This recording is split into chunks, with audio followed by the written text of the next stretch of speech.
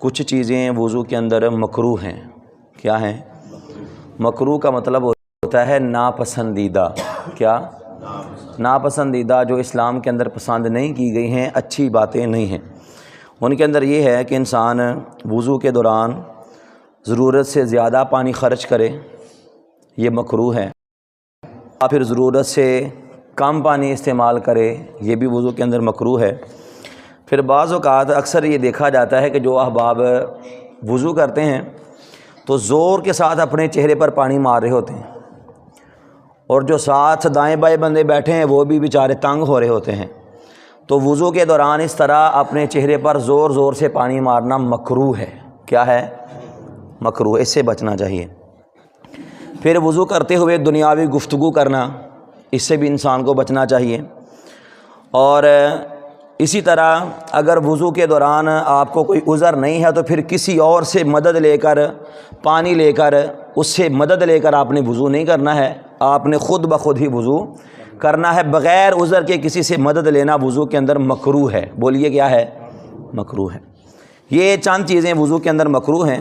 اب اس کے بعد ایسی چیزیں جن کے ساتھ وضو ٹوٹ جاتا ہے، جن سے وضو ٹوٹ جاتا ہے، وہ کون کون سی چیزیں ہیں؟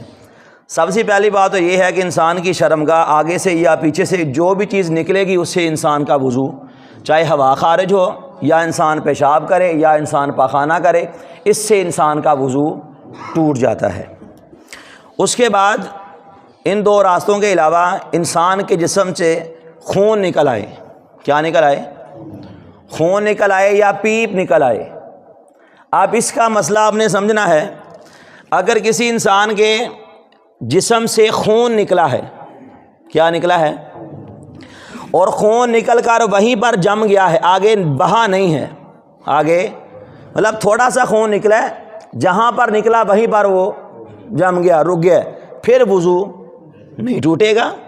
اگر خون یا جناب پیپ ہے، ٹھیک ہے، وہ زخم سے نکلی اور نکل کر آگے بہنا شروع ہو گیا تو پھر اس سے آپ کا وضو ٹوٹ جائے گا۔ بات سمجھ کے اندر آ گئی جی؟ اگر خون نکلا ہے لیکن وہ اتنا کہ نکلا ہے کہ بس اوپر تھوڑا سا نشان واضح ہوا ہے، زیادہ خون بہا نہیں ہے، تو پھر اس سے وضو نہیں ٹوٹے گا۔ اگر نکل کر آگے بہنا شروع ہو گیا ہے تو پھر اس سے انسان کا وضو ٹوٹ جائے گا۔ پھر اس کے بعد انسان کو منہ بھر کر کہہ آئے، کیا آئے جی؟ الٹی آ گئی انسان کو منہ بھر کر، یعنی اتنی زیادہ الٹی آئی ہے کہ اس کے ساتھ انسان اپنا منہ بھی بند کر کے اس کو روک نہیں تھا، اتنی زیادہ کہہ آ گئی ہے تو اس کے ساتھ بھی انسان کا وضو ٹوٹ جائے گا۔ پھر اس کے بعد انسان وضو کر رہا تھا یا وضو کے بعد انسان کے منہ سے آ گیا، کیا آ گیا ہے؟ پھر آپ دیکھیں گے اگر تھوک زیادہ ہے اور خون کم ہے، اگر تھوک زیادہ ہے اور خون کم ہے تو پھر اس سے وضو نہیں ٹوٹے گا۔ لیکن اگر خون زیادہ ہے اور تھوک کم ہے، خون جو ہے وہ تھوک پر غالب آ گیا تو پھر اس سے انسان کا وضو ٹوٹ جاتا ہے، اس سے انسان کا وضو ٹوٹ جاتا ہے۔ اب اس کے بعد ایک اور بڑی اہم بات ہے، اکثر اب آپ کے یہ بات ذہن کے اندر ہوگی بھی کہ بعض اوقات انسان بیٹھا سو جاتا ہے، انسان بیٹھا ہے اور بیٹھا بیٹھا انسان سو جاتا ہے، تو کیا اس طرح سونے کے ساتھ وضو ٹوٹتا ہے یا وضو نہیں ٹوٹتا؟ اس میں یہ بات سن لیں کہ اگر انسان اس طرح بیٹھا ہے کہ اس کی جو مقعد ہے، اس کی جو شرمگاہ ہے وہ زمین پر برقرار ہے، بولیے کیا ہے؟ زمین پر برقرار ہے، اور اس کے بعد اگر وہ گرتا بھی ہے، اگر وہ گرتا بھی ہے تو گرنے کے ساتھ اس کی مقعد زمین سے نہیں اٹھتی ہے۔ میری بات سمجھ کے اندر آ گئی؟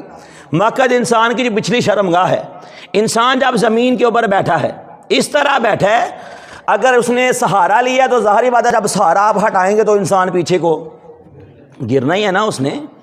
اگر انسان اس طرح بیٹھا ہے کہ بیٹھنے کے ساتھ جب وہ دائیں بائیں آگے پیچھے گرتا ہے نا، اس کی مقعد زمین سے اٹھ جاتی ہے، تو اس صورتحال کے اندر غالب مان ہے کہ جب بندہ سوئے گا ہو سکتا ہے کہ اس کی ہوا خارج ہو جائے اور اس سے وضو اس کا ٹوٹ جائے۔ بات سمجھ کے اندر آ گئی؟ ایسی نیند جس کے اندر انسان کی مقعد زمین پر برقرار نہ رہے اس سے بھی وضو کیا ہے جی ٹوٹ جاتا ہے. بات سمجھ کے اندر آ گئی جی.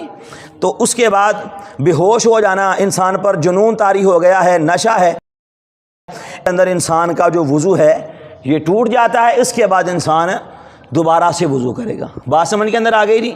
بعض اوقات وضو کرنا فرض ہوتا ہے. کیا ہوتا ہے جی؟ وضو کرنا کیا ہوتا ہے؟ فرض ہوتا ہے. بعض اوقات واجب ہوتا ہے اور بعض اوقات مستحب ہوتا ہے. کیا ہوتا ہے جی؟ بعض اوقات وضو کرنا مستحب ہوتا ہے. اب نماز پڑھنی ہے تو وضو کرنا فرض ہوگا.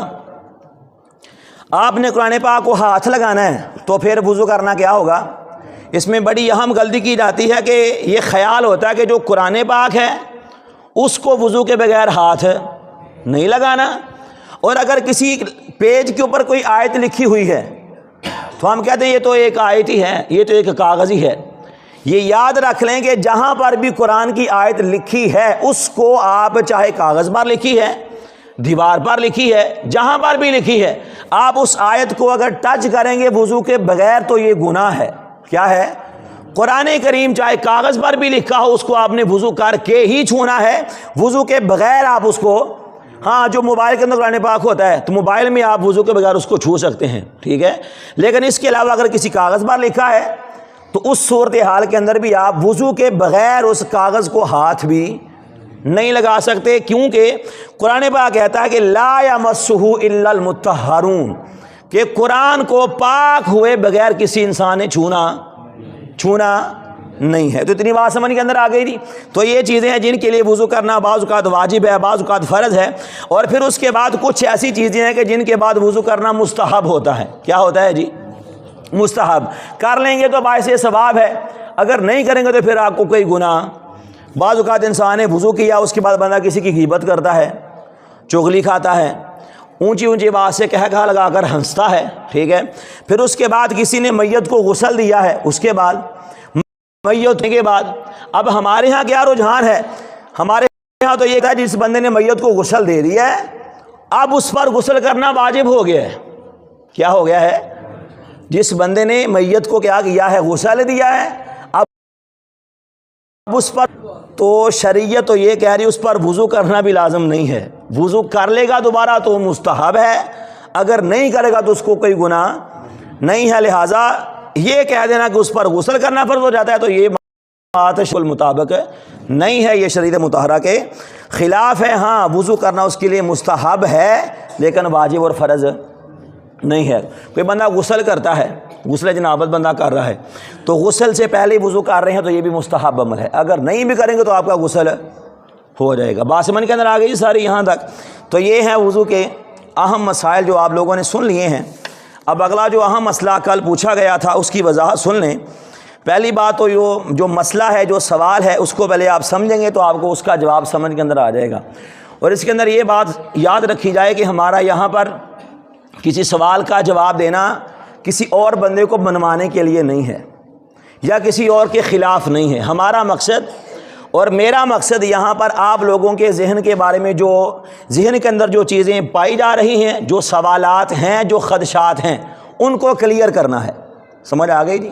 تاکہ آپ کے ذہن میں اس حوالے سے کسی قسم کا کوئی جناب کہہ لیں کہ خیال پیدا نہ ہو. ہمارا مقصد صرف آپ لوگوں کو سمجھانا ہے تاکہ آپ سمجھ آئیں کہ مسئلہ حقیقت کیا ہے. کوئی بندہ مانتا ہے مانے، نہیں مانتا تو نہ مانے، ہمیں کسی کے ساتھ بحث کرنے کی ضرورت نہیں ہے.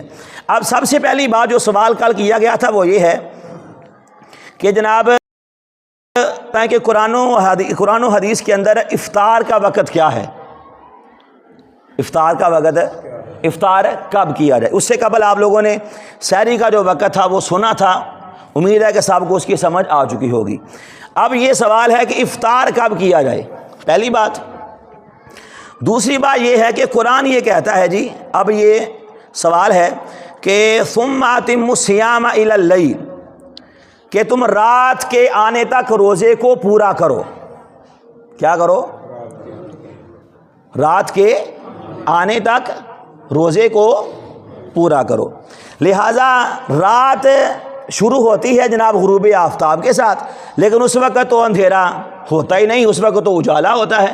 اور جو قرآن کا حکم ہے کہ رات تک پورا کرنا ہے، تو یہاں پر رات سے مراد یہ ہے کہ جناب غروب آفتاب کے 10-15 منٹ گزر جائیں، آپ نماز مغرب ادا کریں اور اس کے بعد جا کر آپ کیا کریں جی؟ افطار کریں۔ اتنی بات سمجھ کے اندر آ گئی جی۔ پھر تیسری بات، اور اس کے بعد کہا جی دلیل یہ ہے کہ حضرت عمر فاروق اور حضرت عثمان غنی رضی اللہ تعالی عنہ اکثر اوقات غروب آفتاب کے بعد نماز مغرب ادا کرنے کے بعد افطار کیا کرتے تھے۔ بات سمجھ کے آگے جی اتنی؟ اب اس کا جواب سن لیں۔ قرآن یہ کہتا ہے، فرمایا کلوا واشربوا حتی یتبین، کہ اے لوگوں کھاؤ اور پیو یہاں تک کہ جو سفیدی کا ڈورا ہے وہ رات یا سیاہی کے ڈورے سے ممتاز ہو جائے اور صبح صادق طلوع ہو جائے، تب تک آپ لوگوں نے سحری کرنی ہے۔ اور فرمایا کہ ثم اتموا الصیام الی اللیل، اور رات کے آنے تک روزوں کو افطار کرو اور روزے کو پورا کرو۔ کیا کرو؟ رات آنے تک روزے کو کیا کرو؟ پورا کرو۔ اب اس کی تشریح اور اس کی تفسیر کے اندر امام ابن کثیر نے اور تفسیر روح البیان کے اندر، یہ دو بڑی مستند تفاسیر ہیں قرآن مجید کی، ان کے اندر اس بات کو نقل کیا گیا ہے کہ یہاں پر الی اللیل سے مراد غروب آفتاب ہے۔ بولیے کیا ہے؟ کیا ہے جی؟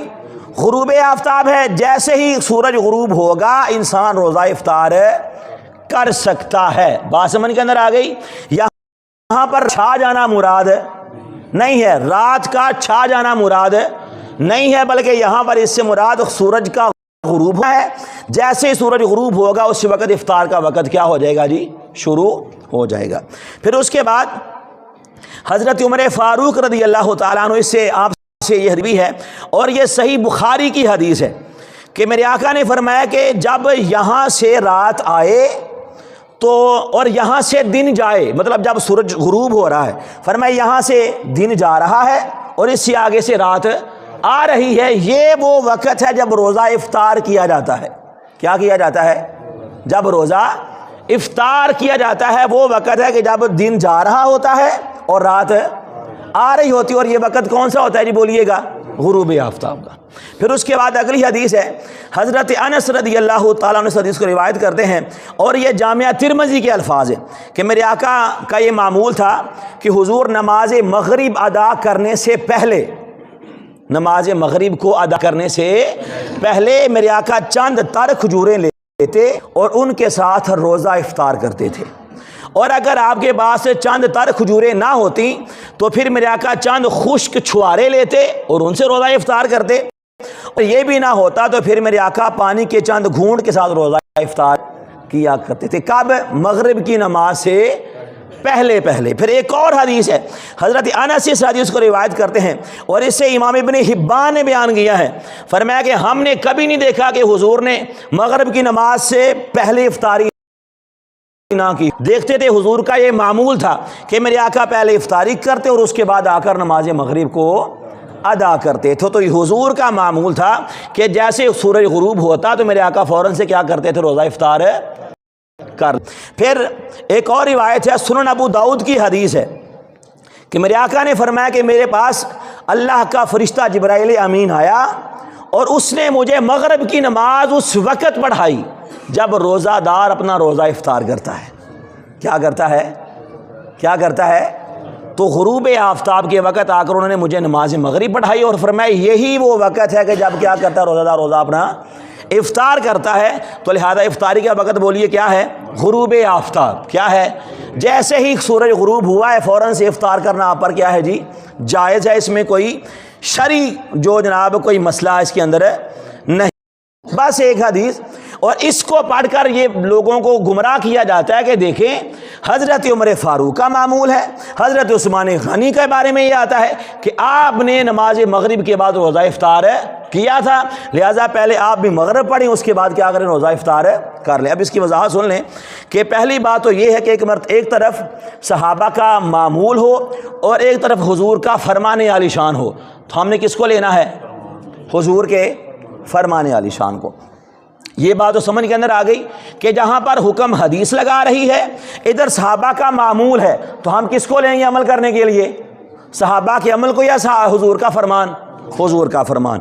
اب ملا علی قاری آپ اس حدیث کی شرح کے اندر بیان کرتے ہیں کہ یہ جو کہا جاتا ہے کہ حضرت عمر فاروق اور حضرت عثمان غنی نے مغرب کی نماز ادا کرنے کے بعد افطار کیا تھا، فرمایا یہ اس بات کو سمجھانا مقصود تھا، یہ جو حضور کا فرمان تھا نا کہ سحری میں تاخیر کرو اور افطار کے اندر جلدی کرو، جیسے ہی افطار کا وقت ہو فوراً سے کیا کرو، افطار کر لو، فرمایا ان کا یہ خیال تھا کہ کہیں لوگ یہ نہ خیال کرنا شروع کر دیں کہ جیسے ہی آفتاب ہوا ہے اسی وقت روزہ افطار کرنا واجب ہو گیا ہے، کئی لوگ یہ خیال نہ کریں، اس لیے آپ نے کچھ دن روزہ لیٹ افطار کیا تاکہ لوگوں کو سمجھ آ جائے کہ اگر بندہ لیٹ بھی ہو جائے تو روزہ افطار کر سکتا ہے، کوئی بندہ غروب آفتاب کے وقت فوراً افطار کرنے کو واجب سمجھ نہ لے۔ اس لیے حضرت عمر فاروق اور حضرت عثمان غنی کا یہ جو عمل ہمارے سامنے آتا ہے یہ اس بات کو سمجھانے کے لیے تھا،